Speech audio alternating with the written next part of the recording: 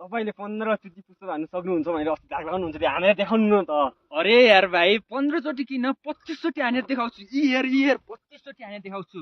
यी हेर गन 1 2 3 4 5 6 7 8 9 10 11 12 13 14 15 16 17 18 19 20 21 22 23 24 25